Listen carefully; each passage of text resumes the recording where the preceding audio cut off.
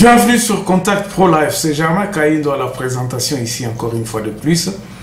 Mesdames et messieurs, nous avions commencé à parler des tribus et du tribalisme. Beaucoup de gens confondent.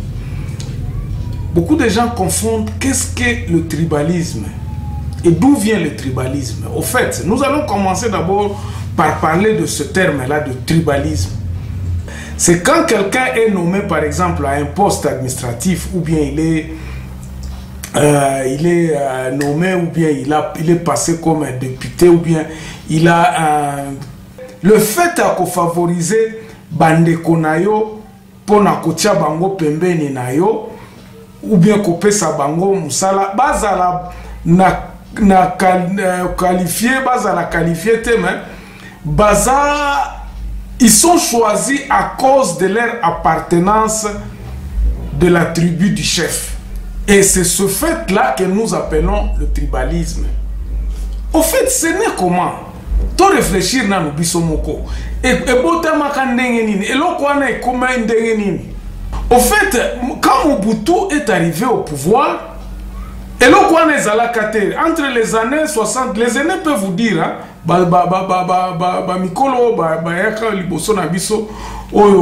je peux citer Papa Luboya qui m'a dit que le tribalisme est venu justement vers les années 70, 75 là-bas, donc 75, 76, aux alentours de là. Tant babande ko banda système akoluka ba commissaire du peuple nde eloko wana tribalisme wana bande ko zonga et bande ko ya ko bande botamaki. Alors les gens qui venaient qui étaient choisis na kati ya misala baza par exemple na entreprise moko boye okomona soki chef aza muluba. Il va recruter tous les oncles, les petits frères, village, en commençant par le huissier, secrétaire particulier. Donc finalement, les fonctions administratives na katiaba ministère, surtout c'était au niveau yaba PDG, au niveau yaba ministère, yaba ministre. Et ça allait même dans les entreprises publiques parce que c'était un trend. Et ça là qui si monnaie courante que non, c'est comme ça. Ce qui nga naza muswahili, ce qui naza na poste à responsabilité, ba subalterne nanga nyonso, okomona département nyonso ane komi ya baswahili. Au mona département nyonso ane soko azaki mungala akomi. Et c'est le fait là qu'on avait dit le tribalisme. Et pimi ponanini, c'est parce qu'il n'y avait pas une certaine. Donc, Mobutu a koka quitté. Tango alobi ke bisonyo surtout bana tata moko, il n'y avait pas moyen batunyo surtout ba se désolidariser na tribu. Kindeko ya tribu naturelle et tikalaki.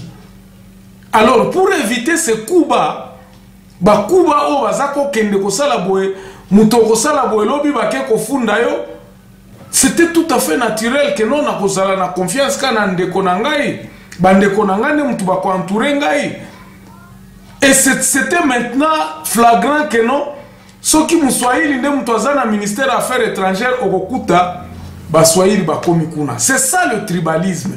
C'était né à cause justement il y a ko résoudre le problème moko ezalaki na société, il y a confiance entre Batoyo bazo sala parce que l'administration tombait, administration natangwana et bandai kokweya. Il n'y avait pas quand le président arrive, regardez par exemple Tshisekedi est venu au pouvoir aujourd'hui.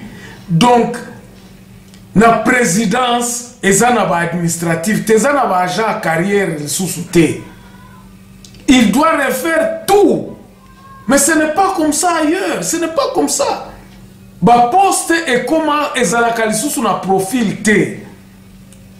Les ministres pour travailler pour être un secrétaire particulier, il faut pas choisir yo en fonction peut-être attribué donc ezalaka sous T que non ezana batoyo ba manager oyo baza ba administratif ba vandi kuna na présidence ou bien baza bango nde mutu bayebi musala wana président koya batu wana baza kale kuna. Ces gens-là doivent être choisis par le nouveau entrant. Donc batu oyo mususu akokuta wana bazangi musala. Et c'est ça qu'est né le tribalisme. Ne yango wana tribalisme. Donc eloko wana eyaki à cause c'était eloko moko batu babande siko se protéger nango. Les gens se protégeaient au fait. Quand on n'a pas de structure qui peut vous protéger, vous ne pouvez que compter sur vos frères. Yamwana tozolo bakeno. Makambo ebele ezo simbate parce que tozwana nous formule te yako effacer les tribus. On n'a jamais trouvé cette formule yako lobakeno. Bon, ok, c'est les donc toza bisonyo sobana tata moko, on peut nommer quelqu'un à cause yaba habilité na à cause de son profil parce que Ponanini parce que les postes administratifs devenant de plus en plus rares chez nous, ça devenait maintenant des occasions pour que les gens travaillent. Batouabande kokende sous pension. Et c'est ça le tribalisme. Donc, ozo favoriser de konayo, ozo sala musala na yo, il faut s'assurer que nous allons na bande konayo tout à côté de toi. Donc, babilo kwana bande kozala ezala katile lo na Congo. Mais comment est-ce que les loto qui combattre yango? Parce que notre émission aujourd'hui eza ko dénoncer babilo comme ko eza ko faire avancer le pays na bisoté. Alors, to combattre yango ndenge nini? Il y a à peu près deux façons de combattre le Kwana. C'est l'organisation. De reconnaître d'abord le tribu. Il y a mon abandé kolobana lobby.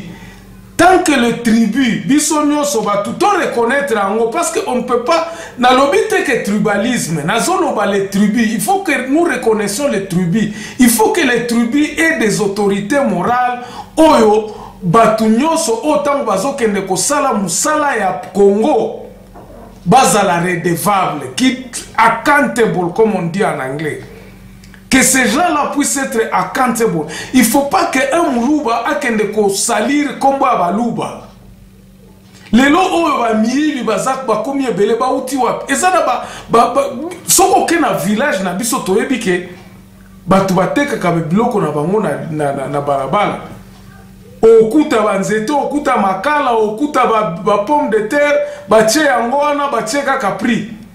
Yo ye na mbongo na yo tamususu okuta mututa, musu okuta mutute me prix ndenge za wana, so okuti mutute oyebi ke basi ba komi prix, oche mbongo wana ozwi eloko na okei. Moibi azalaka te. À l'Équateur, tu vas voir, c'est la même chose. Parce que nous, les Africains, nous, tozala qui n'a pas bilo quoi naté. Mais maintenant, quand Moïbe bandi kokoma, mutuna mute komi course, botala ndenge nini, kozwa musala na Congo, c'est un problème. Alors, mutua zui musala, il faut protéger ango. Ako protéger ango na banani. Mutua bazaire ako protéger ango na muluba. Parce qu'il ne les connaît pas. Muluba pe koya kotala lobi, ah, yé pas zoluka. Donc, et ça combat. C'est comme ça qu'on s'est dit, il est grand temps de reconnaître les tribus et que les membres de ces tribus-là puissent être redevables dans l'autorité morale na bango. Bazala kaba envoyé yaba les autorités morales. Tous les députés qui iront au Parlement, bazala ka déjà que non ba tribu na bango. Bayebi ko reconnaître bango ba uti côté kuna. Donc il faut pas que mutu o akoya ko parachuter na parlement azala. Il faut azala ba fonction moko que non que les tribus aient aussi droit na babilo kona parce que c'est la constitution qui le dit. Constitution on aime tezo pesa biso que non toza ba congolais parce que tozo appartenir na un certain tribu o ezana kati ya République démocratique du Congo.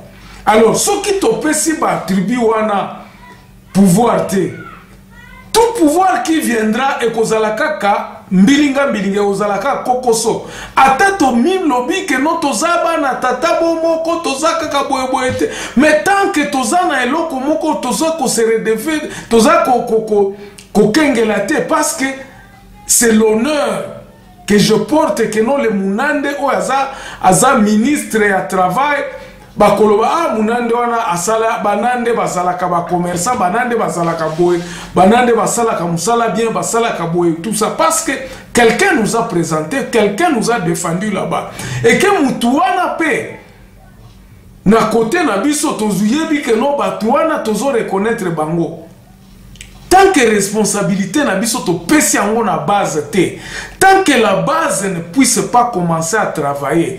Pourquoi nazoloba que notre tribu ezala kengela et reprendre pouvoir? Pourquoi je dis ça? Pour trois raisons. Parce que c'est à la base où il y aura du travail. Mutu avant akende Kinshasa soki akei na compte ya munande il faut munande ayeba que non mutu na biso aza Kinshasa to reconnaître ye. Comment nous redistribuons les richesses du pays? Il faut que chaque tribu puisse se reconnaître que non. Na mabele na ngai nazalaka na or. Na or na nga o na pesaka na pays na tek pays teke la ngai ba pesa nga autant. Je sais m'organiser. On a dit que nous avons commerçants autant, nous avons combien de bateaux, bilanga.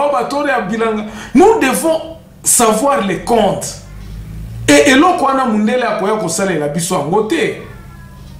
Tant tozo loba que non, tozo lukaba investisseur. Est-ce que l'enfant du pays ne peut pas? Est-ce que tozo na bangombete?